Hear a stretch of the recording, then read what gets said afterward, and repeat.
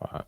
Hello, everyone. I'm Joshua Sharadi, and today the message I'll be sharing with you today is titled Evolution versus Intelligent Design.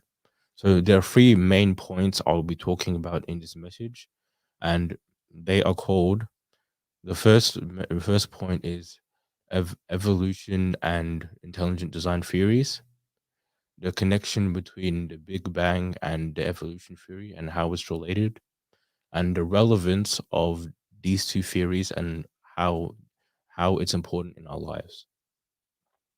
So the evolution and creation theory. As you all know, there are two main theories for why we exist. The evolution theory, which states that the human race is the evolved form of apes, and the intelligent design theory, which states that we humans who are created by an higher intelligent being, which is God, who made us in his own image. So let me just refer to my notes here.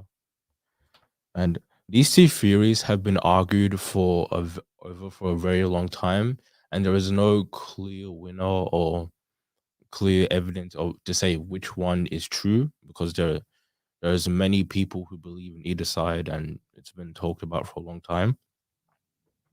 This also brings into mind the Big Bang theory, as I mentioned before, which I'll talk about in my next point. And yeah. Okay, so now let's go into the connection between the Big Bang Theory and the evolution theory. So, as we probably all know, the Big Bang Theory is the theory of how the universe was created, the origin of the universe. And what this theory says is that what you need to know is that before everything existed, there was nothingness, which basically means a state of nothingness existed. There was no air, gravity, light, matter. The things we know of today didn't exist, and there was nothing. And then in that nothingness, an explosion somehow happened, which caused stars to be created and atoms. So there was first the atoms, electrons, molecules, and then those turned into stars and planets and galaxies and everything else we know today. But why this theory doesn't make sense and why it doesn't add up is because, as in science, we were told that there has to be three things in order for an explosion to happen. The first thing is a source of fuel, like say wood, for example. The second is oxygen, and the third is a source of heat, like fire. So, how could an explosion have happened if none of the things needed for an explosion to be made were there at the time? Not one thing, because and all three things are needed in order for an explosion to happen. So how could an explosion possibly have happened? It's why the theory brings many questions. And then even if we can accept that somehow an explosion happened without the things necessary required for the explosion to happen, why was the explosion able to create things like atoms and molecules and stars and planets and galaxies? Like, why was it able to start the process for everything to be created? Because as we know, explosions don't create anything; they destroy. And even if maybe they do create something, it doesn't make sense that they'll be able to create atoms and so many things. Let me just look at my notes again. Yeah. Yeah. Also, what this theory doesn't explain is how there is life on Earth today.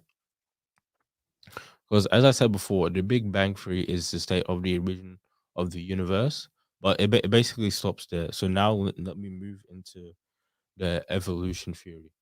So the evolution theory, before I go into it, you have to know that evolution is the process of something developing and changing over time in order to adapt to whatever it's going on. But basically, it's something that changes and develops with time.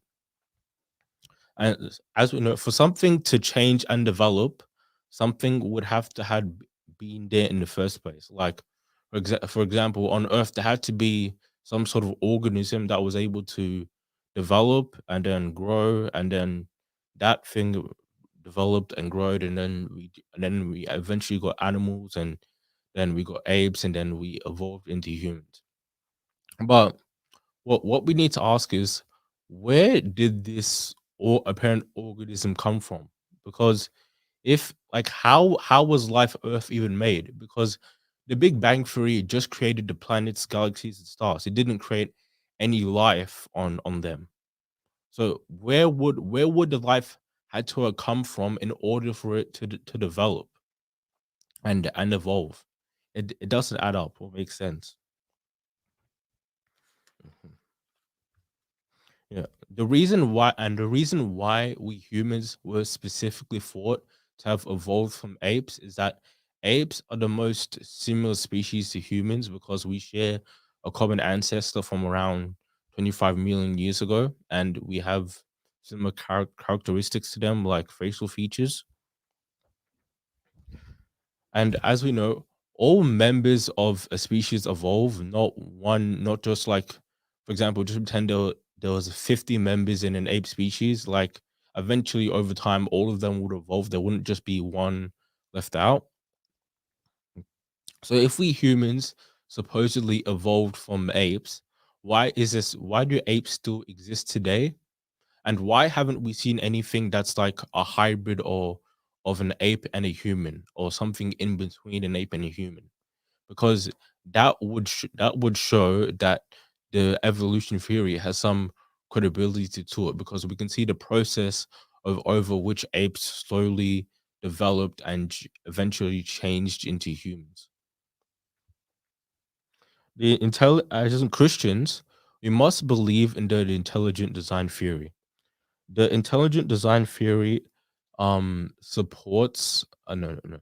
The Bible supports the intelligent design theory, and what you need to know is that the intelligent design theory, it doesn't if you're a Christian and you believe in the intelligent design theory, you can't believe in the evolution theory, because those two theories are like polar opposites of each other. They can't connect. Like I can't be a Christian who goes like, "Oh, I believe in God and that we were created by an intelligent being, but I also believe that we evolved from apes, we evolved from whatever." Yeah, because those who believe in God need to support the theory of intelligent design. And let me just look at my notes again.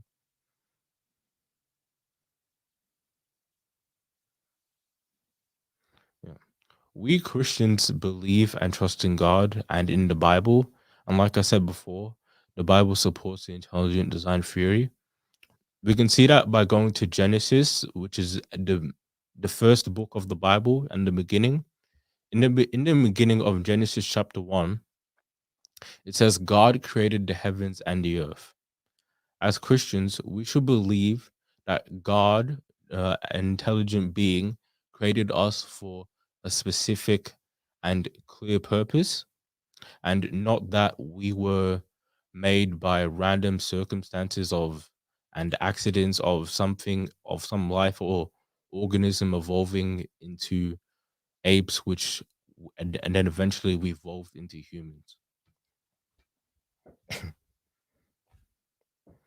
And this evolution theory also brings to mind is, as well, another flaw in the theory is its values. Because if we were to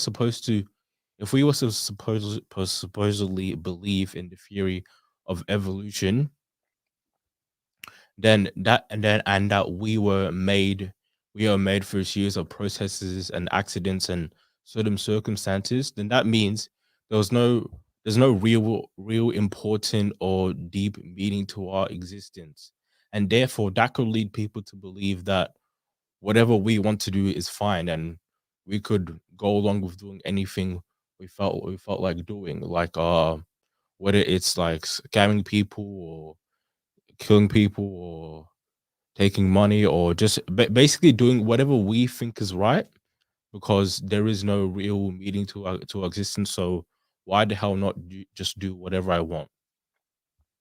And this also basically means that all our morals and ethics that we humans look to and believe in is what has no reason for existing. And God doesn't want that. He created us for a specific purpose and reason with a clear image in his mind of what we were to do. So if we were to just do whatever we felt like and ignore all our morals and values, it would just be disastrous, and it would just cause so many problems for us. So what we need to do is believe in the intelligent design theory, because it shows us that we have a purpose and a reason for existing, instead of just being alive by random circumstances. Now let's move on to my last point, the relevance these two theories have in our lives. The relevance these theories have in our lives is that they play an very important role in where we come from. They're the answers that we look to when we wonder how we and everything else came into existence and where we came from. It is fundamental to us to know why we were created and where we came from, because as humans we have to know that we are here for a reason, and an important reason at that.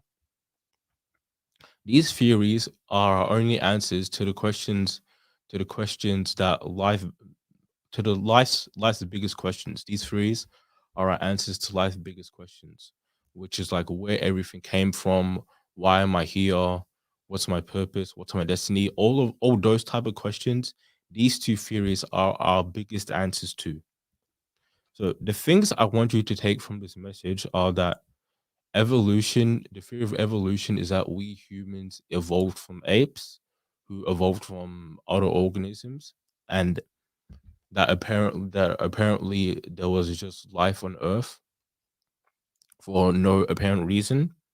The theory of intelligent design states that we were created by an intelligent higher being, which is God, who made us from his own image and created us for a specific purpose and reason.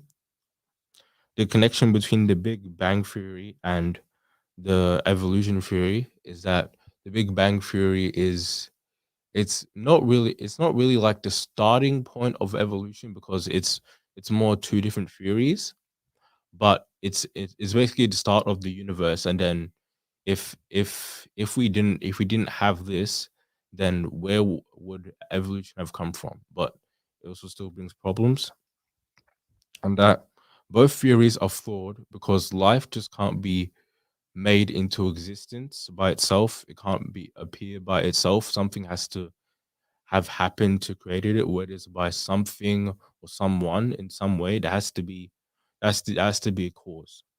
It can't just be the result, because a cause is a cause is the reason for the result. And the relevance of the evolution and intelligent design theories in our lives are that they are the two theories we look to when we wonder about when we ask life's biggest questions. Thank you for listening.